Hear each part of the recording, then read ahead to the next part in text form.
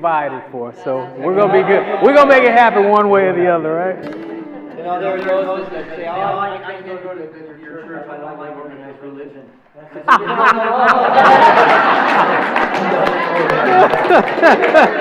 No problem. That's awesome. So I'd like to welcome everybody who's in the room right now, and all the 500, 600 people that are online that are joining us. I'm Reverend Richard Burdick, and it is my pleasure to welcome you to Unity North and our Wednesday night. We don't like to call it a service; it's an experience. We usually meditation and have dialogue, and we have a very special evening tonight. So I'm glad you all tuned in, and glad you all are here. As most of us know, this is Black History Month. And at Unity North, one of our core values is diversity. And so it is important to recognize and celebrate Black History Month. I'm not necessarily qualified to talk about that. So we make room for wise people, soulful people, people who can bring not just great music, but great insight and great passion to the topic at hand. And so I welcome, again, you online and you here to John Stringer's evening. I'm going to sit down as the minister and just soak up the beautiful soul of this man. When John and I talked, I was just thrilled that we found an opportunity to make this work. And so I invite you to open up your heart and your soul and let us go with the flow and let God have its way with each and every one of us. But it's my pleasure and honor to turn the night over to John Stringer. Thank you. Thank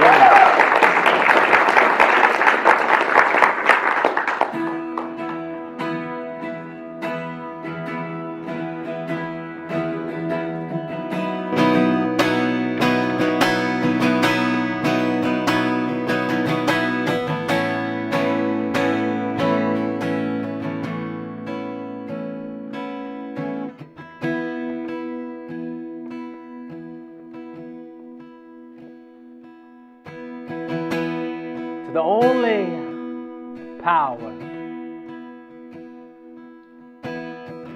our oneness, that which only knows perfection, we say thank you.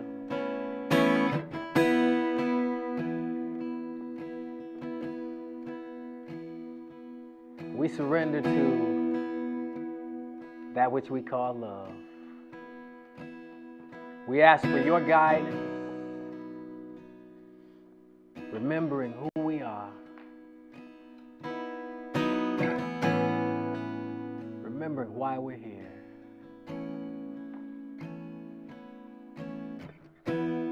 remembering how to be.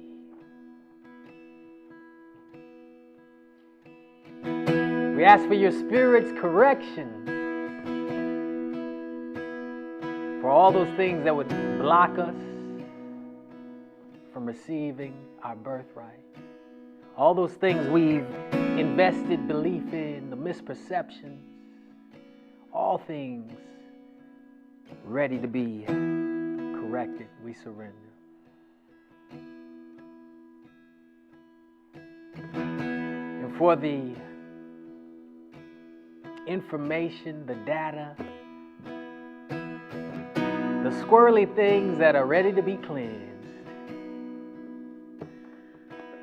we surrender to your divine power and beseech our consciousness for divine cleansing.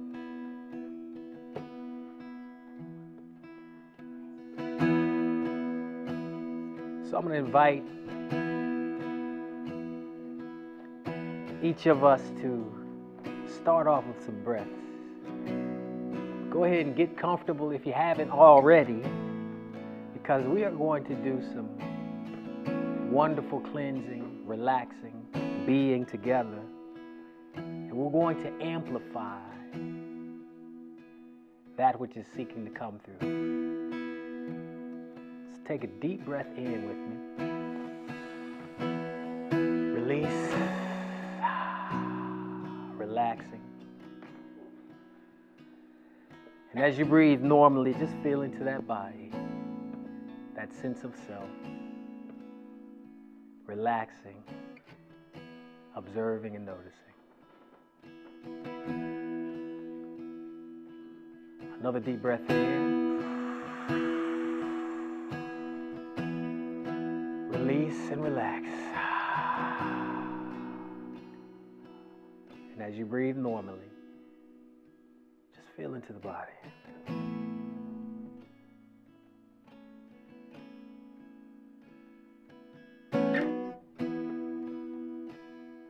One more deep breath in. Release. Relax. Breathe normal.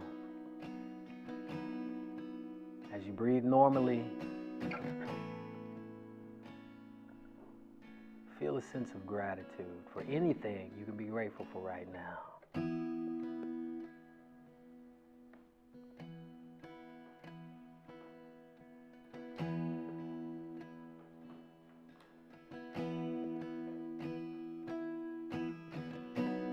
Breathing in, relaxing, and just feeling that gratitude. Giving thanks for being here now.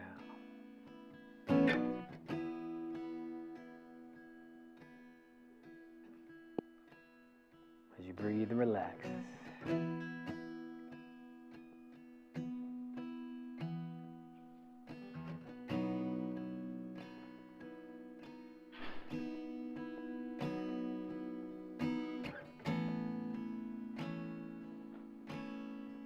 Bring your attention to your heart center.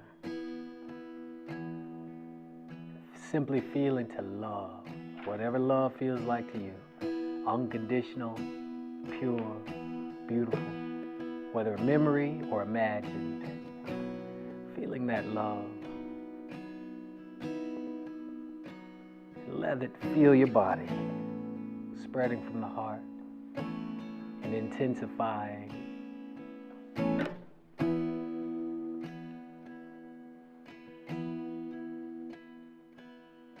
As you breathe and relax.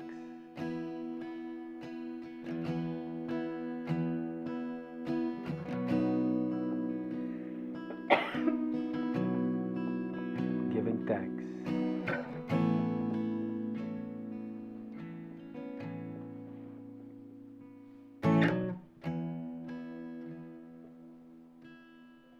Even the things that came up before this now, give thanks for them all, no matter what they felt like, knowing they brought you to this point.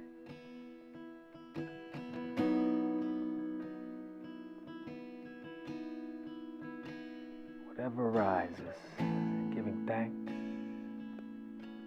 gently meeting it with love.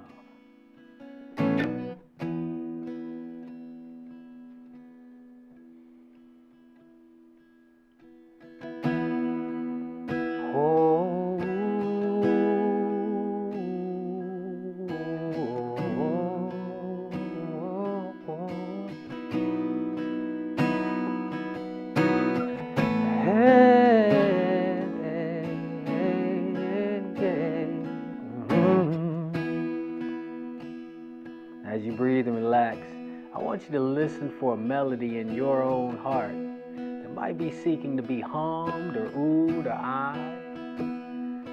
And this is your opportunity to release it. It's a way to tone, a way to chant together that doesn't require words, simply sound, vibration, frequency. As you feel into that love, that gratitude, see what arises for you and hum it with me.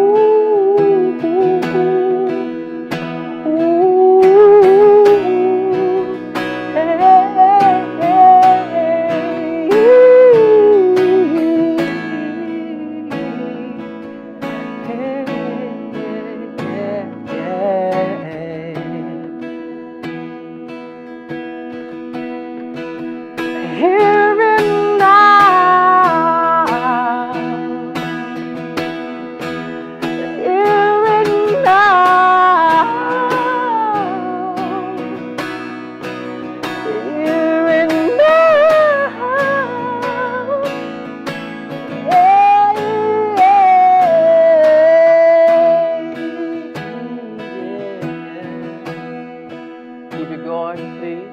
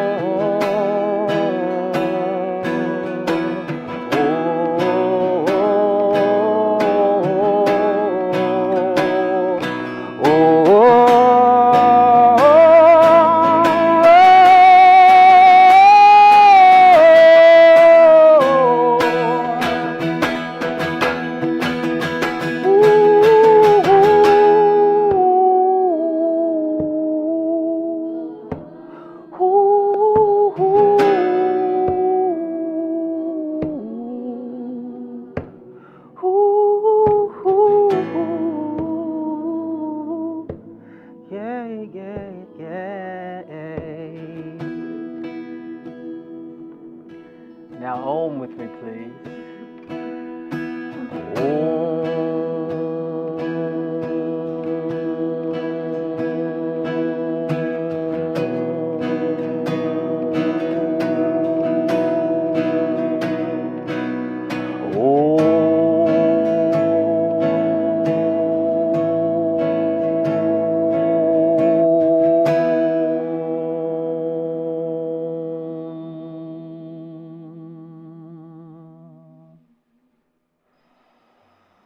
Deep breath in,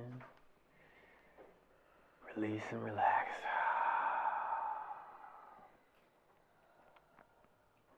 As we feel into the energy we've co-created, sensing the shifts, giving thanks for the unity, thanks for the release, giving thanks for each other, knowing that this unique moment is only possible with each one of us remembering together.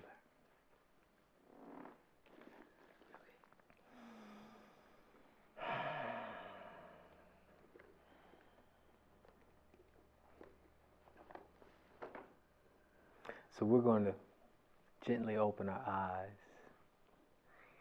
and have a nice open-hearted dialogue together. And I've got a whole bunch of notes over here. Cool. And when Spirit was, or Source, or the I Am, or whatever you refer to it as, was tapping me on the shoulder to share, it felt very interesting, and I'll give you context. I went back to school and heard to go back to college to finish my undergrad degree, and didn't expect to ever go back because I left my senior year, had a wonderful career and doing the things I love, and didn't see the need. I went back anyway because Spirit said go. And what I didn't understand was I had lost and forgot about a dream that I had when I was younger. See, I went to Morehouse College as an undergrad and left my senior year. This is the same college that Martin Luther King Jr. graduated from. That's why I wanted to go there. But I forgot about that dream. I forgot I wanted to go because when I was young, I wondered what greatness was. And I would think about greatness. And I would think about it had something to do with the impact that someone could have on others. Now, we know of some great negative impacts as well.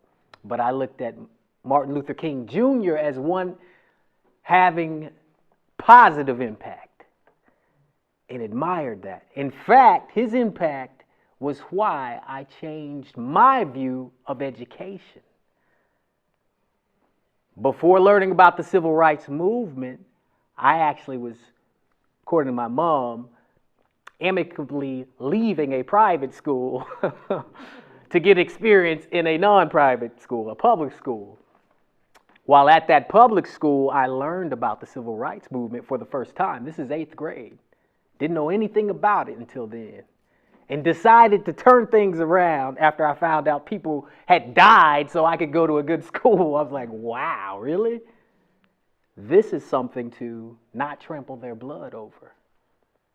Turned my education around, went back to the very school I had left unceremoniously. I got a scholarship back there and eventually made my way to Morehouse. Somehow I gave up on that dream. And so when I got the tap on the shoulder to go back, I still didn't understand, but I knew to trust. You ever get a tap to go do something you don't understand why, but you know it's yours to do? Right? Sometimes it's easy to fight it, right? Or question it or demand answers to understand it. What I've learned over time is just to surrender. Go ahead and surrender and see what happens and not have to go through all that resistance. Went back, and as soon as I read the mission of Morehouse College, it started to come back. To create disciplined men of disciplined minds, leaders of disciplined minds dedicated to leadership and service, to make a global impact. As soon as I went back, it reminded me I wanted to go here because the same man who impacted so many and helped me turn my life around, well after he was gone, went there. So my first semester back, I learned more about Black history than I'd known in a long time. More than I'd heard since I was probably in 8th grade. And the impact was profound in that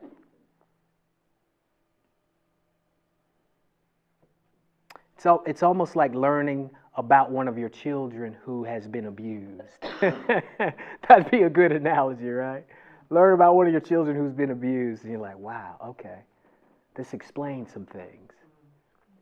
So when I heard to do this, I asked Source, what am I supposed to do? I put together a nice slideshow, so we'll see if I can access it. That was one of the things, but I do want to read to you. Oh, cool, we actually have this set up. If I could get your help, since it is yours, yes, that'd be great. And then is it possible you can go to Google Drive and allow me to log on? Is that possible? Because if I can go to Google Drive, I can pull the spreadsheet or the show up from there.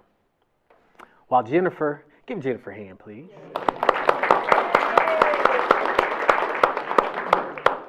Now, I'll be honest with you, on the way here, I had resistance come up. I'm like, Source, I wanted to be so much more prepared. And then I get here and I realize I can't connect. I'm like, okay, I just got to surrender. But what I've learned also is sometimes the challenges arise so you can surrender and flow with ease and grace. It's like in my most challenging times, often I've had to surrender, and that's when I've transcended and found peace that I didn't know was possible. So I am so appreciative of the tech team over here, our volunteer tech team making it happen. So I'm going to start off simply reading to you what I received to give you an idea of why this may be perceived as important to you, but what I was hearing. The goal is to educate others on a history that is little known and explain why economic and political power have been areas of focus in the move toward human equality. This is the message that needs to be explained to many.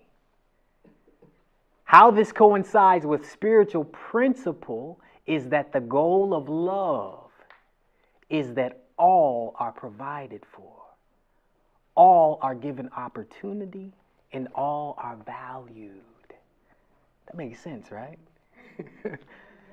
The challenge is when past intentions, structures, and systems have been created to marginalize and oppress, healing must take place.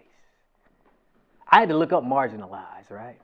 I'm like, all right, Source, hold on. Let me grab the dictionary. I have a slide to show what marginalize is. May I log in? It's probably better. Then I can bring it up. No one will share my password if they see me type it in anyway, right? I don't even know my password, sadly. Now that I think about it, this is going to be fun. Let's see if I can remember it. You can also share it with her on your computer. I can share it with her on my computer? You can share the document. How? How do I do that? That would be great, yeah. So let me see if I'm even connected. Okay. So as we do this, one of the things I found helpful, we're actually going to practice a practice that I use once we've gone over this. This isn't working, by the way. Yeah, I think That's it's working strange. offline. Oh, okay. So I won't be able to. But if I have it on my hard drive, can I send it from here? I may have it on here. Let's see. Show.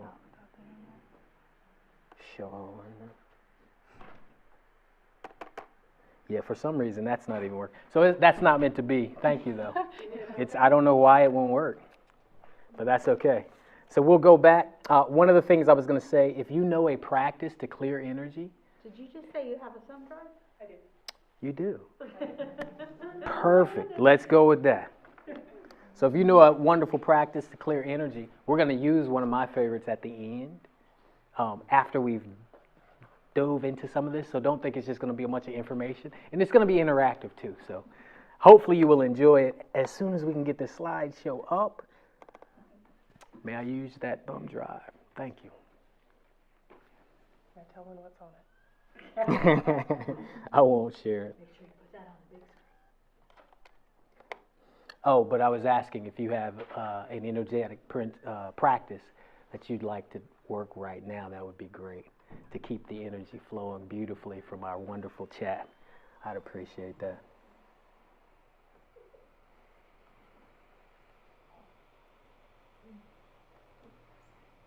So let's see if we can get this to work.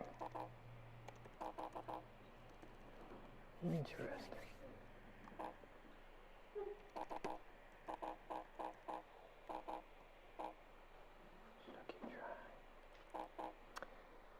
Yeah, so it's not even, now I can't log in. That is strange. So I'm taking that as a sign. When you've tried everything and nothing seems to want to work that direction, move the other way. So let's try this real quick. If I can remember this.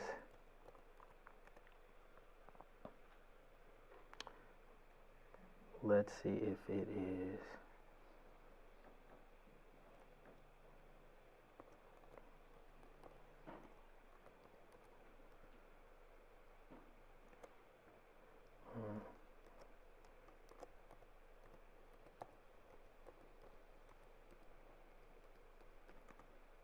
Yeah, okay. So we'll do it without it. Thank you, though. I appreciate you trying.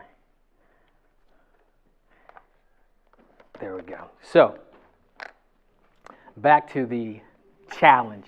So the challenge at hand, after we talked about all of that, is when past intentions, structure, and systems have been created to marginalize people and oppress, that's when we need healing. and actual recognition of what's happened, what's going on. Recognition must begin to shift policies, systems, and actions to meet the needs of the human family. That makes sense, right? I likened it to if you met someone who was acting a certain way, when you begin to understand there were traumas, past actions, it begins to explain some of the behaviors, right? So as I entered Morehouse and started learning more about the history, things started to click. It's like, but there's more, there's more. The policies that don't reflect meeting the needs, those are the challenges before us. All is well and always is, and education, awareness is key in order to meet our needs, right? So we can always affirm all is well and always is. But if we don't know the needs of our children, we might not meet them, right? So this is a great way to do that. Are there agendas to oppress, to continue the ignorance, to ensure change does not occur? Yes, that's okay. Historically, that's been the issue. However, in this dimension, love will prevail. In this dimension, love will prevail when we take it upon ourselves to clear, to see, to love. So how many of us actively pursue studying or learning about Black history? Raise your hand. Guess what? Every one of you can raise your hand because you came here tonight. So thank you. Thank you. You can all say yes. I was going to play a video by Martin Luther King Jr. right here. So that's why I got two from him. I was like, man, I really wanted to play it in his words. I got to remember it now. And in this video, Martin Luther King Jr. is asked by a reporter on 60 Minutes. He's asked, a recent senator, this was in his time in the 60s, a recent senator was quoted as saying, the Irish, the Germans, the Italians, they've been in the ghetto. He said he was even in the ghetto and he was able to pull himself up. Why is it that the Negro in America has such a difficult time pulling themselves up? Martin Luther King Jr. paused. Well, no other race or color in America has been slaves on American soil. First. Second, the stigma of color when an African or African American or, quote, Negro goes, they can't escape it. Whereas you might be able to change your name if you're an immigrant, change your accent. But what was told to the Negro is you're always going to be less than, and you can't escape that. And that created unique challenges in the U.S. Does that make sense? Yes. So that was his answer, not mine, right? But I thought it was a pretty insightful answer. And as I studied more, began to see that there's something called a detour in the U.S. that happened with the African American, but it started way back in after slavery. Slavery began in 1619, right? Anyone know when Emancipation Proclamation was issued? 1862. Very close. Yeah, very close. After that, that's when the Civil War ended. 1863. Yeah, it was right after 1863. Emancipation Proclamation was issued on January 1st, 1863. Since we got some smart people in here, anyone happen to know what it did? I can tell you what it didn't do. Didn't free all slaves. Anyone happen to know what it did? So I'll tell you. It actually freed slaves in the rebel states. The rebel states. See, that the Union had already taken some of the southern states in.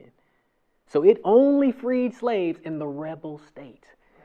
The Union had also occupied some states. Didn't free slaves in those states. So it's very interesting That's why Juneteenth is celebrated not long after, when in Texas, one of the generals finally came to let the slaves know, oh wait, you're free. You didn't get the memo, did you? It's like, no, the master didn't tell me, I didn't know. You know? So suddenly word started to spread and things shifted. But here's where the challenges came. So let's start with 40 acres and a mule. How many of you heard of 40 acres and a mule? Anyone want to volunteer on what that was, or just kind of along the lines of what it was? Well, so the Indians out in the West didn't free their slaves in 1862 or 1863. Very true. They didn't free their slaves until 30 years later. And so then the slaves that got freed from the Indians, they gave them 40 acres and a mule, like in Oklahoma. Okay. Quite possibly. What's interesting is in Savannah, Georgia, is where 40 acres and a mule originated. But you're accurate there too. It's funny that I learned this year, actually. I was this many old. Go ahead. This black actor, and they did his DNA thing on finding your roots. Got it. They traced him to Oklahoma? Yeah, and he came from slaves that were Indian slaves. Beautiful. You know, they were slaves to the Indians out west, and his family was in Oklahoma. So I learned this year that there were slaves there. They didn't get freed until 30 years after the Indians Correct. didn't free them. It was 30 more years. Correct. And so the 40 acres and a mule that we're familiar with actually start off in Savannah, Georgia. And this was when a general by the name of General Sherman met with 20 black pastors and ministers, and Congress had sent them there to ask, what do you need for your people? That was the question. Anybody want to guess what their answer was? It was actually land. Yeah, close. They said, we want land. That's the most important thing. And land where we don't have to be around the former slave owners. Because it's going to be a while before prejudice changes, right? So what they were authorized to do, they set aside 400,000 acres on the East Coast. 400,000 acres set aside and began to distribute them to the formerly enslaved population. When the land near the southeast coast was evenly redistributed, each family would have 40 acres. What's interesting is some of those families were issued army mules, and that's where it began to be referred to as 40 acres and a mule. Now, the challenge is the government didn't keep that promise. So remember, that was January 16th. January 16th, 1865, when General Sherman signed the order for the 40-acre distribution. It was called Field Order 15. Well, January 16th, 1865 was only 3 months before what? What else happened in April of 1865? This is for history buffs. I didn't know any of this until last year. Yes, Lincoln was assassinated. Who said that? Yes, sir. Good job. In April, Lincoln was assassinated. So, interestingly, guess who signed the Emancipation Proclamation? Lincoln. Guess who was somewhat behind and spearheading, whose administration at least was spearheading Field Order 15?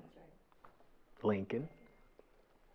So when his VP took presidency, Andrew Johnson, would you believe, by the way, some of you may know this too, Lincoln was a Republican, and Johnson was a Democrat. It was one of those interesting campaigns, how they used to do it back in the day, to keep things balanced, right? Well, Johnson was also a segregationist and, quote, racist Democrat. Not only that, he rescinded the order, took it back from all the families, and gave the land back to the Confederate owners and pardoned them. So things took a nice shift after Lincoln was assassinated. Not only that, get this. During that time, there were armies throughout the South to keep the peace. It wasn't just emancipation and all of a sudden the Union soldiers left. And so now all the Southerners are like, doggone it, you're free. Take our land. You can have. No, they kept a military presence. There were 5 districts in the South to keep the peace. Well, guess what happened when Johnson took office? Gone. They pulled all the soldiers back. Everything began to unravel in that sense. Now, I didn't know any of this. Like I said, last year I began to see a different picture and start to scratch my head like, wow, how interesting. Why is this important though? Well, let's think about the impact. Union soldiers come, the army comes down to the South, fights. The soldiers are actually escaping and joining the Union to help fight for freedom, essentially, is the way they saw it. And after the war was won and they're told you're free, then they come, what do you need for help? Oh, great, we need land. We can build a legacy with land. We can take care of each other and this, that, and the other. Gets taken back. What do you think that does for trust in government structures? Not a lot, right? It's like, what have y'all done? What that also did is open the door to the old infrastructure coming back and introducing new ways, aka sharecropping. Sharecropping was just a little better than slavery because you weren't called a slave, but for the most part, sharecropping in and of itself wasn't a bad thing, though. Don't get me wrong. There were whites and blacks sharecropping, and if you were literate, you had a decent chance of being able to say, wait a minute, sir, I know you're saying I owe this much for this, but that math doesn't add up. How many slaves do you think were literate and could do that? Not only that, do you think they could take anyone to court? No. So it was easy to be taken advantage of and be abused. So sharecropping became a easy way to continue what had been before, after the war, and after the Emancipation Proclamation. Guess what else was introduced? Yes, the prison system in a specific way, convict labor. So through convict labor, they had these things called vagrancy laws, right? Even today, what happens if it depends on the place. I won't make assumptions. But where I grew up, if some white kids were hanging on the street doing something and talking, no problem. If a group of black kids were hanging on the street, hey, what are you boys doing? It was a little different, right? Well, vagrancy laws, you couldn't even be anywhere in a public space unless you were sent on a task. You could be arrested. And at times, they would arrest you if you were of color, just so they find you doing something, you're arrested, your family doesn't know what happened to you, and about 50% of them would die the first year in this convict labor. But they put them to work, put them out in the fields, etc. It was a way to keep it going, keep cotton going. Why was cotton important? It was our number one export at that time.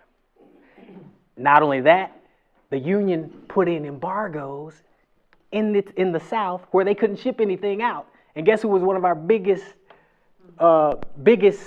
export? What's the word I'm looking for? Yes, England. England actually considered getting in the war on the South side because of this embargo, because they couldn't get their cotton. Their mills were starving for it. So once things turned around, they had to keep the labor going. Now, we talked about 40 acres of the Mule, convict labor, and sharecropping.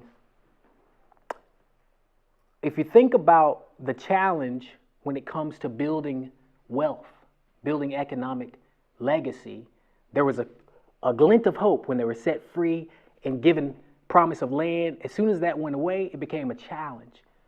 Now, free blacks, almost 4 million blacks in America who didn't have land, there were a few who had some, weren't able to build that wealth and that legacy and pass it down. So this is the starting point of looking at that question. Why has it been difficult for blacks in America to pull themselves up from their own bootstraps?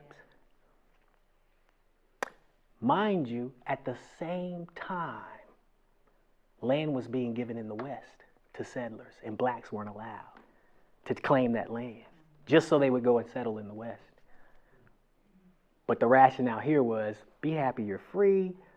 We're not going to disadvantage poor white people by giving you free land. That was literally the rationale, right? So, here's why I say all that. Those wonderful lessons were really instrumental in opening the eyes to see there were systems, intentions, and actual actions set up to keep blacks behind, marginalized, set to the side, not as important as, inferior, etc. Those are just some of them. Now, why does it make sense to look at that? Why should we ever look at history? It's the past. It's gone. It doesn't exist anymore, right? Why do we look at our traumas, right? These patterns, this information that's stored, when we bring presence to it, it gives us the opportunity to heal it. And we're going to do that together right now. I know we looked at a lot. One of my favorite ways recently I've been guided to, and what I was told to share with you, is something you are probably familiar with. And it's Ho'oponopono. Ho'oponopono recognizes everything's my responsibility. There is no separation. There is no, look what they did to us, them versus me. It's all my responsibility. There is no outside of me, out there. It's all my consciousness.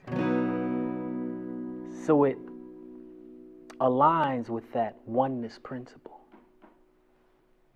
And it gives us the opportunity to take 100% responsibility of how I have treated I. And it helps us clean the information by beseeching that higher power. The way I like to relay forgiveness and healing, if you will, is not the old way I learned of judgment, of right and wrong, dichotomy. Instead, it's of correction, of forgiveness, of letting go of this misperception that something was wrong. Now, even looking at this history, to be able to take responsibility by saying, I'm sorry. Whatever within me that created the appearance of a nightmare, I'm sorry. Please forgive me. Wherever within myself there is resentment, wherever within myself there is judgment, wherever within myself there is superiority and separation, please forgive me. I like to think this also beseeches the divine to clear up the mess.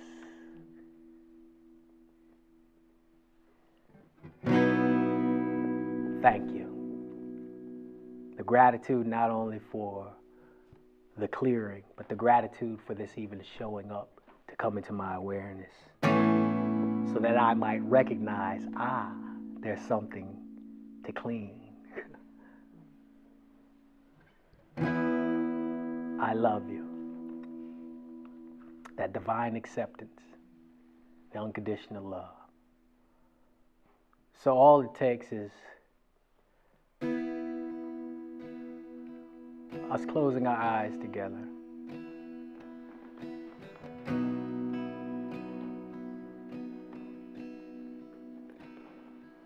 Remembering we are interconnected. There is no time, no space. Everything that is happening, it's like a program, video game, movie, whatever you want to call it. But we're actually simply going to take responsibility for any hurt, any fear, any suffering. I'm just going to say, inside, I'm sorry. Please forgive me.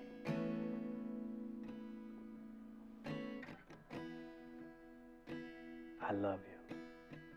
Thank you. And the order doesn't matter as much as the vibration. I love you. I'm sorry. Please forgive me. Thank you. I'm sorry. Please forgive me. I love you. Thank you. So with those 4 phrases, let's simply think back on those first freed slaves, almost 4 million slaves, the hopes of freedom only to be re-enslaved in new ways. These ancestors that some of us share, but more importantly, that are us, simply said, I love you. I'm sorry. Please forgive me. Thank you.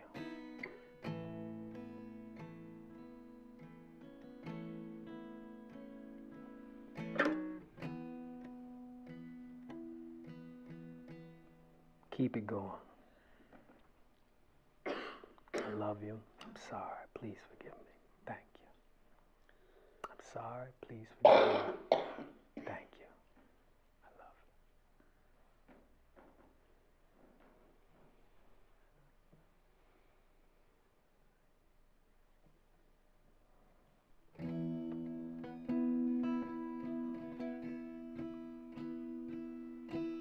you. And when you're ready, open your eyes. Now that was a lot of history. I wish I could say that was the only thing, but there's so much more, so much more. I'm going to share one more thing with you that stuck out to me. Who's heard of the Freedmens Bank? Who's heard of the Freedmens Bank? Freedmen's Bank. Freedmen's Bank. So the Freedmen's Bank was the only bank to be set up by who? No. Good guess, though. By Congress, U.S. Congress. And get this, it was before Lincoln was assassinated. Wow. Lincoln, his administration, and some of the Northerners decided, let's set up the Freedmen's Bureau because now we've got 4 million new, freely free people to educate them on financial literacy and other things like that they have no idea about. So they literally set up the Freedmen's Bureau, and in fact, Howard University, many HBCUs, including Morehouse, can trace their lineage and funding to the Freedmen's Bureau. So it did some good things. However, the Freedmen's Bank was also set up at this time. And what they were promised was, we're going to show you a way to wealth and freedom and home ownership through banking, etc. At first, it started off pretty good. There were over 65,000 depositors, or 75,000 depositors, all black. And they actually had the equivalent of 75 million. Actually, it's the equivalent now of over, I think, 3 billion. So they raised a lot of funds from just slaves with the average amount of like $50, right? Pretty amazing at that time. Creating banking for people who never had banking before. Their success actually led to the downfall. Can anyone guess what happened? It got shut down, yes. What they did was, it was actually not an investment bank. It was a savings bank. What that basically means is you can deposit it, but you can't get a loan. It's basically a giant piggy bank, the equivalent of where if you want to buy a house, the bank says, here's an account, we're going to let you save, and once you save up all the money to buy it outright, you can buy it. That's all it was. So it really didn't open up capital for these wonderful people to use. But not only that, the all-white staff who were running it and the board decided to unethically invest in risky railroad stocks. And when the railroads went belly up, millions were lost. And about 65,000 investors couldn't get their money. As a last-ditch effort, they got W.E.B. Du Bois, or was it Frederick Douglass? I'm trying to remember which one. Frederick Douglass to come and head it. No, it was Du Bois, I'm sorry. Du Bois was a black graduate of Harvard at that time. He came and looked around and said, oh no. Went back to Congress and said, shut it down. Because they were in desperate times. So they shut it down correctly, as they should have. But what this did was reinforce the mistrust, right? The mistrust in government institutions. So why is that important? Well, this was another form of, hey, here's something we're going to do for you to help you, that ended up, I think my wife and I say, a thank you turns into a F you. This definitely could be attributed to that. But how many of you know someone who won't put their money in the bank, or you grew up and they were putting their money under the bed, in cans? It wasn't just the black community that got impacted. This was the only time, though, the black community got impacted in that large a scale at their first time ever banking. But not only that, the government didn't even prosecute the people who took the money and unethically invested. There were no repercussions. So there were studies done by researchers in the 70s that said that is still impacting them. In fact, Du Bois said it would have been better for us to stay slaves for 10 more years than for this to happen. So that gave a lot of distrust. Add in 40 acres in the Mule, sharecropping, and convict labor, and you can see there was just a lot of mistrust and a lot of frustration. 1863, Emancipation Proclamation. 1960s, Civil Rights Movement. 100 years later. That was quite a movement, right? Yeah. Took some time. Kind of helps you understand why Martin Luther King Jr. was looked at as a rebel, saying, no, we can't wait anymore. The slow road is not the road I'm on. I'm listening to a drummer who says, a drum major that says, freedom now. So, all of that, just those three examples, didn't even go into the Jim Crow laws, the black codes, the political ways that the economic interests ensured the separation continued. All of that is my responsibility. See, I 100% own every bit of it.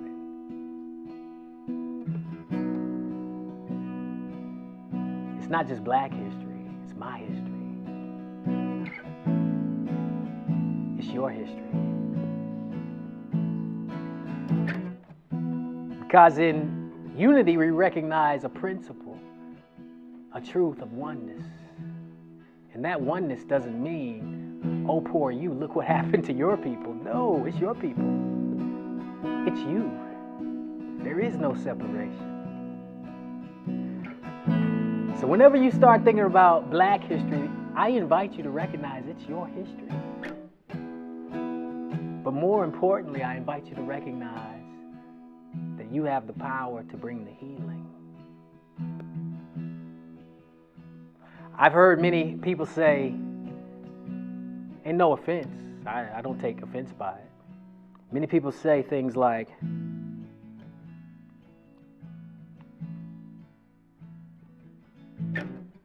I don't understand that, or that's over with and done, that's the past. All that's fine. Nothing wrong with that. It's just when you see the patterns of separation in our world continuing to show their head, continuing to rear their face, it's a reflection. It's interconnected with what we've already seen, already created, and the traumas, the ways we've acted and treated each other. And it's okay, because guess what? Little secret, all is well. It's an opportunity to love. That's all it is. An opportunity to love, to bring that light, that love, that grace. So the invitation again, that simple Ho'oponopono, we're going to do it one more time together. I'll lead it in a way where you can follow easier. And we're just going to send that healing, that simple healing, feeling into it, to the past, the present, the now, all interconnected. The superiority, inferiority, all the separation that's being invested in, we're going to ask for that clearing through Ho'oponopono. So go ahead and get comfortable one more time. We're going to take a breath together. Deep breath in. Release.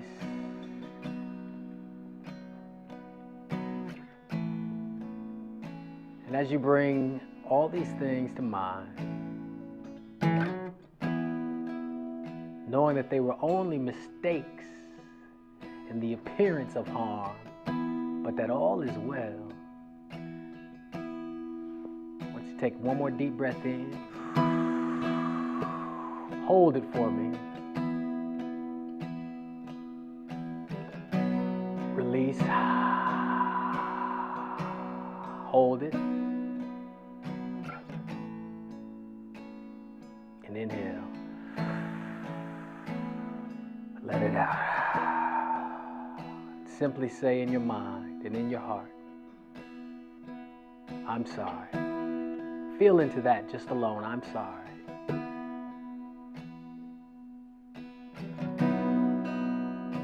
Now, please forgive me. Feel into that.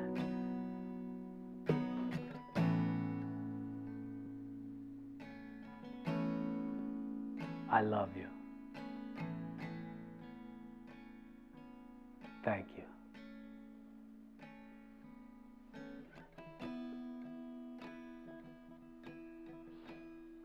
And here's another way to do it. Deep breath in. Hold it. Say in your mind while you hold it, I'm sorry. Please forgive me. Thank you. I love you. Exhale. Hold it. Inhale. And exhale. As you breathe normally, recognize this practice we can do for anything. And it's not our personality self that does the clearing, that does the correction. It's the divine. So this month, whenever you see the reflection of separation, superiority, political and economic disempowerment or marginalization, I want you to remember you have the power to bring that wonderful recognition of our oneness, of our perfection and our power to that moment, whatever practice you use. I'm sorry, please forgive me. Thank you, I love you. Or a practice that assists you in aligning with that wonderful healing power.